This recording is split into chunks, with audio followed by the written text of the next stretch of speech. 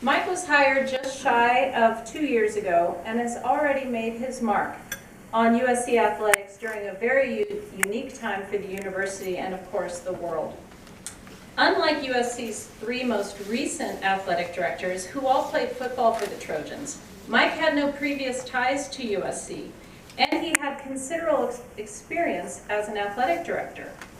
He brought more than 38 years of athletic administrative experience and 20 years of athletic director experience to the position from 4 different universities: Idaho, San Diego State, Colorado, and most recently the University of Cincinnati.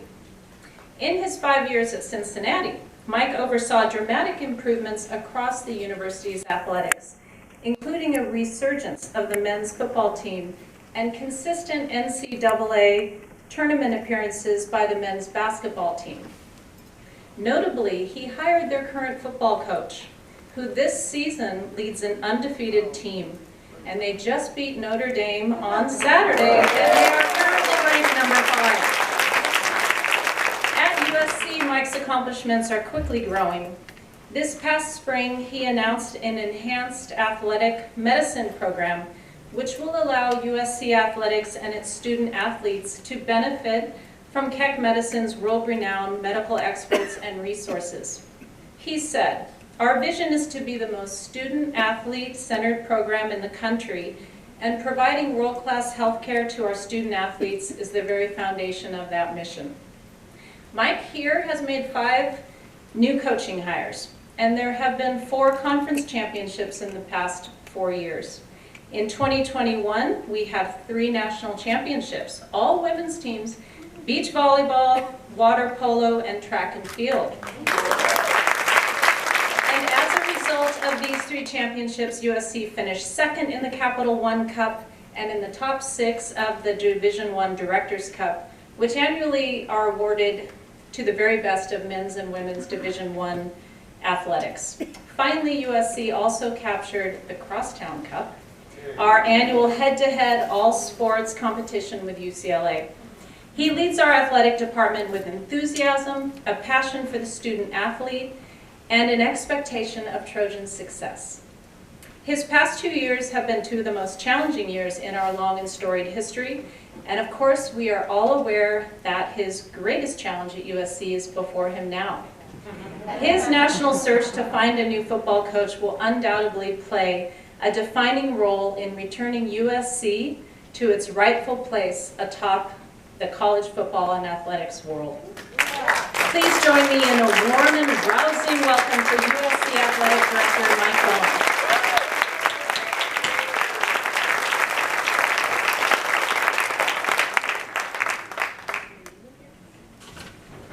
Thank you very much, Colleen, for that nice introduction, and thank you all for the warm welcome today. How about giving yourselves a round of applause? You walk in here with some energy and some enthusiasm. You haven't been together in a long time. I just think it's great, and I'd be remiss if I didn't salute our good friend Jake Vogel for the band and their incredible work as always. The heartbeat of the Trojans and their incredible work and what they represent. And Jake, thank you so much for your hard work and passion. I'm fortunate enough to have my office oversee where they practice, and I tell you what, those young men and young women work so hard, and Jake, the energy you give and really inspires so many, so thank you for that. But it's a pleasure to be here today. It is a pleasure to be here. And it was funny when Colleen talked to me about this a long time ago. She's like, okay, now, you got to be ready. You got to nail this. You got to make sure you bring a great message. And what are you going to say? And what are you going to do? And how are you going to make sure we all feel great? And I'm like, okay, all right. And she's like, these are the most influential women in the entire city, and they make things go, and they're Trojans, and they make stuff go. You better not be ready to go. So I didn't sleep last night, so just so you know, so if I make a mistake, it's because of that pressure that one of your vice presidents put on me. But in a serious note, I do want to say thank you. Thank you for what you do for USC, and thank you for what you do for each other.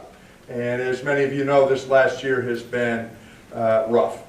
It has been really rough. And being a new Trojan and being new to the Trojan family and having roughly 15, 16 months of my tenure here at USC confined to my home or a situation where I'm on Zoom, just like many of you have been through, it has been really a big challenge for me. I don't do business that way.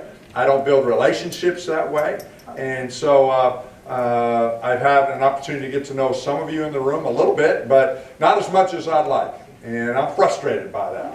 And I'm really frustrated by the fact of not being able to advance different things associated with not only USC, but obviously our athletic program that are important to all of us. And I just want to express that frustration so you understand that is not the model and not the type of program and connection and relationship that we want to build. And I believe that intercollegiate athletics across the country is really tied to relationships and partnerships, not transactions.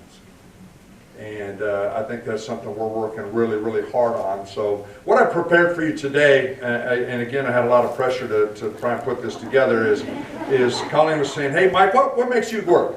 What makes it go for you? How does athletics really try and become inspired based on things that you try and do? And so I've really come up with a talk about 5 words that start with the letter A. Why the letter A? I mean, we're in an institution of higher learning. What's the best grade that you can get? An A. So John Gordon, for many of those of you who've read his books, he likes to have C's. I like to have A's. So I like our athletes to do well and obviously have the ability to shine and demonstrate their leadership by getting the best grade that you can get. We want to win, right? We're competitive. And it was interesting, Colleen's talking about not being a Trojan athlete, but I grew up as the son of a PE teacher, single mom in Boulder, Colorado. So it was a great win on Boulder. So thank you, Jay, for your help, and thank you to our Trojans for a big win in Boulder this weekend. But you know, I grew up with athletics as everything. That's all we have. Mom was a PE teacher. I played 3 sports in high school. I played 2 in college. I was an all-league clipboard quarterback. I look really good in a hat writing down plays. I'm all-league that. I can do that. Just don't ask me to get in there and run away from anybody. But I played a little baseball in college too, and then I went to grad school at Ohio University and received a master's in sports administration from the finest sports administration program in the country. And it was awesome. And then I went on and started my career at the Air Force Academy as an intern, and it was phenomenal. And just being there around that environment was really special. And I've been fortunate to have special people in my life in this career of 38 years. And again, these 5 A's represent those type of people. This group here today, I've already saluted you once and said thank you for your incredible attitude. It's number 1. That's the first A word. So if you go home or anybody you love or care about and say, hey, we were in town again today, the band played, it was awesome, we got to see everybody, people had smiles on their faces. It's all about an attitude that's contagious, positive, can-do, half-full attitude, always. It is always about that. And I've been fortunate enough in this business to hire a lot of people, but guess what? If they don't have a good attitude, they're not somebody that we want to have on our team. And look around the room. You all have an awesome attitude. How you dress, how you engage each other, how you smile, how you represent the Trojans in every way.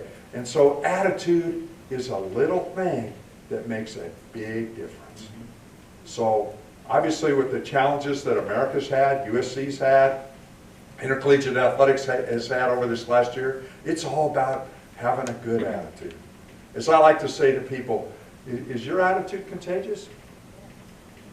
Yeah, I'd like to believe mine is. And I think it's important to be around people with a positive attitude. So attitude, big deal. Second one really is something that I think is so important, and Elise did a great job today. And how great was Elise, really, right?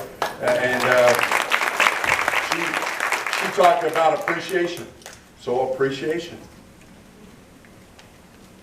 When was the last time you took time to write a personal note, handwritten? Not hey, you're great, thank you so much, hey. A handwritten note to someone in your life, maybe mom, dad, son, daughter, granddaughter, and just said, hey, I'm thinking about you. I appreciate what you do. And I'm a big believer that a verbal thank you is not worth the paper it's written on. Appreciation. We just don't do it enough. And I think that's one thing that in my short time here at USC that I'm so frustrated in is through the COVID challenge is not being able to be together and just celebrate. And to think that we had 65 former Trojans, current Trojans, or yet to be Trojans, representing our great country in the Olympics. 65!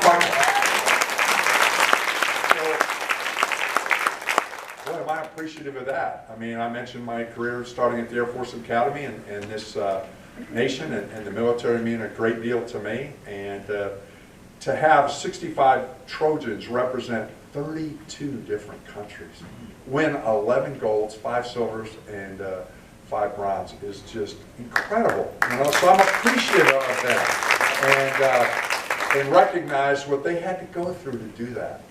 And I'm so appreciative of Carol Folt and the administration on campus here that supported us and allowed our Olympians to work out when no one else could work out. And some people really struggled with that. Well, why athletics? Excuse me, why not the band? And why not dance? And why not all of our other great programs here? But, you know, those Olympic windows are very, very short for those young people. And to have Carol and others step up and help make that possible for us was so inspirational, and it meant a lot to our athletes.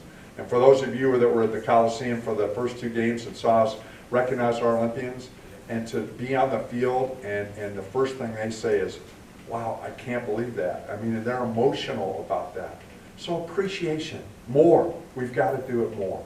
To our donors, our friends, so many people that mean things to us and all the different things that we're putting together. Third one's an interesting one, and I'm anxious to see how you respond to this. How about assumption?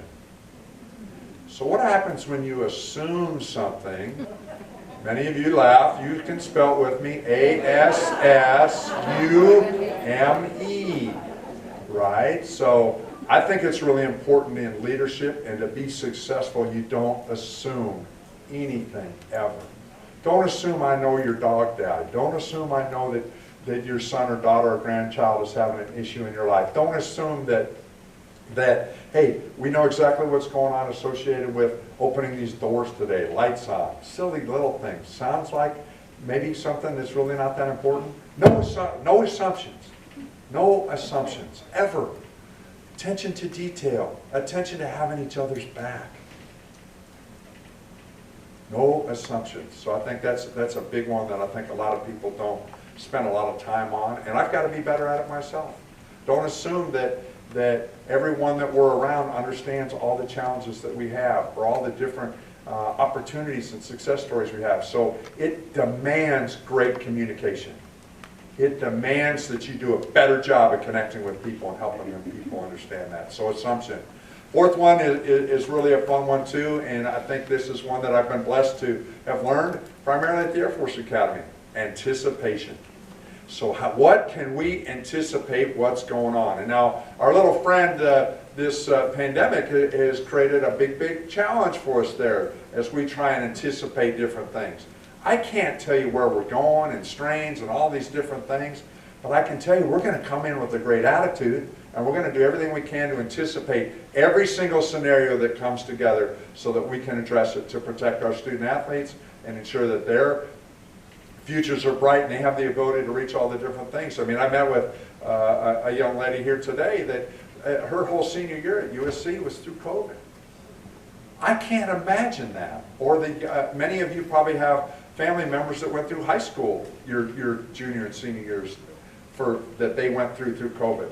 Can you imagine all the things that they missed? All the things that they missed. So I believe it's imperative as a leader to anticipate every single thing that we can do to be prepared for that, and ensure that we are ready when something surprising comes up to us. And the last one's an easy one. Last one's autonomy. What does that mean? What does autonomy mean? That means it's on each and every one of us to do our job. Bill Belichick has made a lot of wonderful victories happen for New England Patriots over the years. He talks about do your job. right? He made a living using that saying right there, and obviously his record stands for itself, but I think it represents that sense of each of us has our own job to do in putting that together. So I believe firmly that as leaders, if we attack all the different challenges that we have, and I say attack, being aggressive, being positive, putting together with an incredible attitude, great appreciation, no assumptions, and ensure that we're doing everything we can there to put that together in a way that is contagious for others, that we own it, and that we do everything we can to ensure that we're doing exactly that. It's not that complicated. Those words are easy. You probably learned them in 2nd grade spelling tests. But guess what? That's what we want to do. Let's not assume anything. Let's go in there with great anticipation, appreciation, and ensure that our attitude is contagious. And we're going to stay positive, always to have as much hope as possible with every scenario that we enter. So with that, I'm going to open it up to some questions. Pretty easy, 5 A's, come on. That's all you got to do, remember that, right? I would like to recognize this young lady right here. She was at the Air Force Academy when I was there. Stand up, please. She did a great job and came up and told me. If you come into my office here at USC, I've got my sword and saber from the Air Force Academy. That represents my true north there to remind me of that. But I'd like to take your questions because I know you want to talk about other things as well. So okay. I have some wonderful help that's going to help. So if you'll wait until the microphones are to you, we'll take some questions. Right, what we're going to do is, my name is Bonnie Suffrage, and Patty Jamgochin's on the other side. We're going to be fielding or helping get the mics to you for the people that are here. Bianca Patterson in the back is going to be fielding questions from those that are on our doing our live stream from home. So if they're doing Facebook or whatever, they'll be able to get the questions.